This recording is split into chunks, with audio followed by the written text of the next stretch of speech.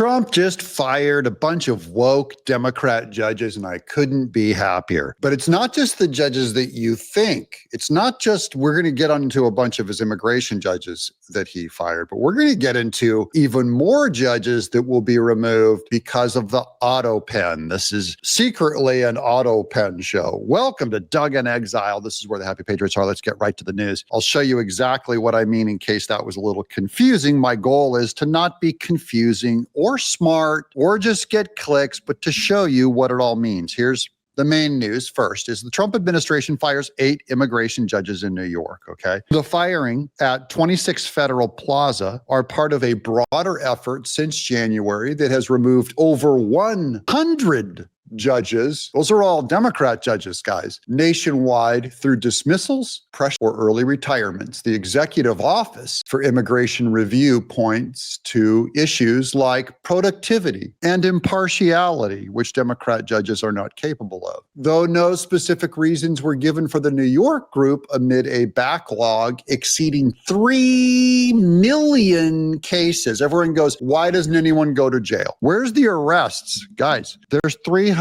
million cases backlogged in New York. When people tell me, Doug, you should sue blah, blah for libel for saying this about you in public, I'm going, guys, our court system, I don't rely on it at all. The administration is hiring deportation judges with salaries up to $207,000 to accelerate removals, drawing criticism from Democrats like Senator Adam Schiff, barely American, not a patriot, Adam Schiff, who introduced a bill to curb temporary appointments lacking experience. So he doesn't want any of these new judges that Trump's going to put in there that don't have the experience because they're not lifelong Democrats lying to the people. Just a quick expansion on it. This is the election wizard breaking. Trump just axed nearly a dozen immigration judges in Manhattan in one swoop. Sources tell the New York Times they were fired for being too lenient on asylum and deportation matters and too slow in processing cases. The Times reports the purge has begun, but really it's the auto pen, guys. It's the auto pen judges that were signed by Biden that are sitting on the bubble now. I'll give you the evidence for that right after a word from this sponsor, from our sponsor, Chapter, guys. I'm serious. I'm trying to shake out some more of you who have not called that number yet, 631-961-8696. That's the one that benefits the show. And I've only gotten these testimonies from you. I'm not cherry picking these guys. These are the comments that you guys leave. And if you call Chapter, you can leave your comment below and tell me your experience. Here's one. Chapter was great. They helped me out tremendously. The lady I worked with made sure I got the coverage I needed. She listened to my concerns and was very polite. They have great service, and they care about you and the Medicare decisions you're making. Here's one at the top. Whoever mentioned that they called Chapter Sunday, thank you, as I got right through as well. Yeah, guys, weekends and mornings are the best time to call, but you're going to get in line. December 7th is going to be the biggest clogged toilet since Fonnie Willis went to Hometown Buffet. They said they are not many days left, and it's really worth it. All caps. Here's another one called Chapter, and they tweaked my current coverage and will save me $408 annually, plus added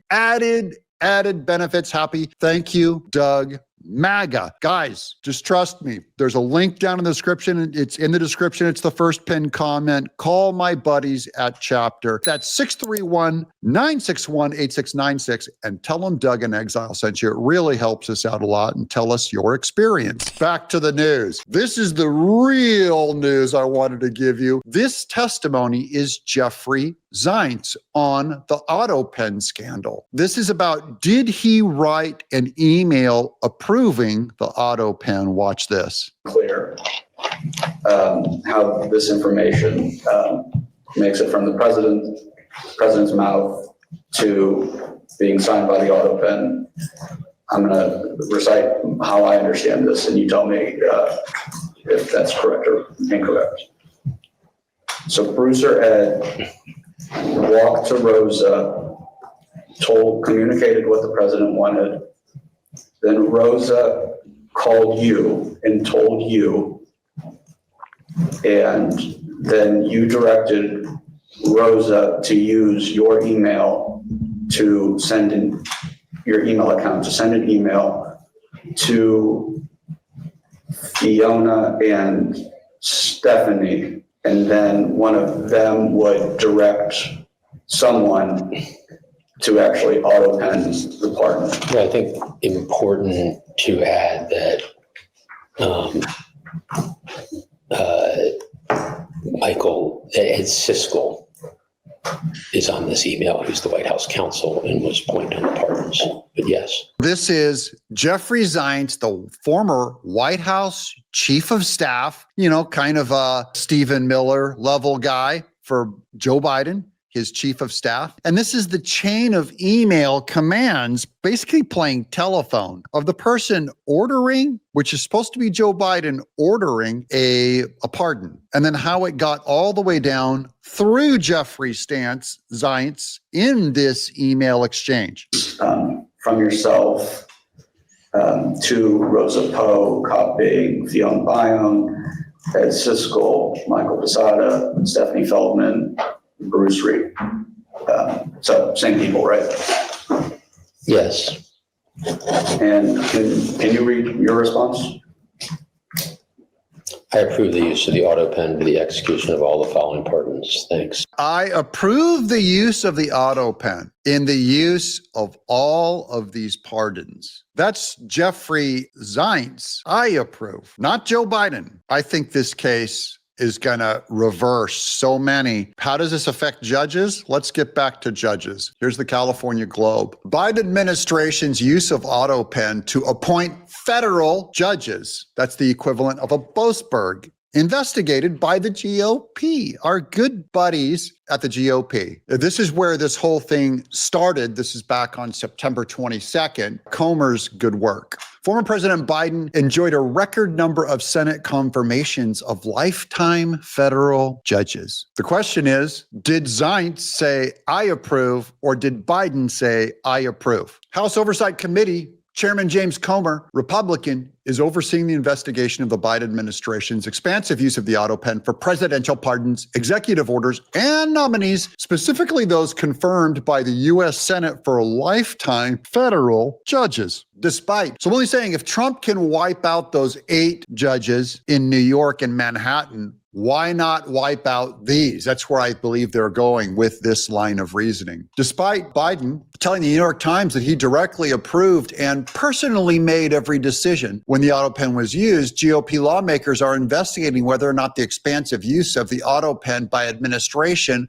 officials is legal. See, they have no paper trail that Biden gave his approval. All they have is a paper trail of guys like Zients in that last clip saying, I approve, which is illegal. Last week, in an interview with Fox News, Comer confirmed that the federal judiciary appointments would absolutely be examined as part of the ongoing investigation. Former President Joe Biden enjoyed a record number of Senate confirmations of federal judges. And there's no way, guys, that guy was senile and in a coma. No way he was presently going, pull the trigger on the auto pen. But wait, there's more. Here's the White House. This is back. What started the whole thing was Trump's declaration from a White House tweet, hereby declared null and void Trump any and all documents, proclamations, executive orders, memorandums, or contracts signed by order of the now infamous and unauthorized auto pen within the administration of Joseph R. Biden Jr. are hereby null, void, and no further force or effect. Remove all of the federal judges. Am I right, my people? But wait, this is going to go to the state level also. Look at this one. This was posted by Elon Musk. This has to be done nationwide. Indiana moves to impeach rogue. This has nothing to do with the auto pen. This is just them being rogue. Rogue judges as prosecutors, finally real teeth for public safety. Indiana Rep. Andrew Ireland filed a proposed constitutional amendment to let the state legislature impeach judges and prosecutors who go soft on violent offenders. Many of you are going, why are there no arrests? Why is Boasberg still in office? Do you know why? Because it's not even constitutional to impeach him yet. Or I should say, the high crimes and misdemeanors is the crimes. He has to literally show on paper where he took a bribe, not just caught and released a violent criminal 14 times so they can murder our blonde daughters. Repeat killers or rapists get a slap on the wrist, and now lawmakers could boot the enablers out the door. The push, it's aimed square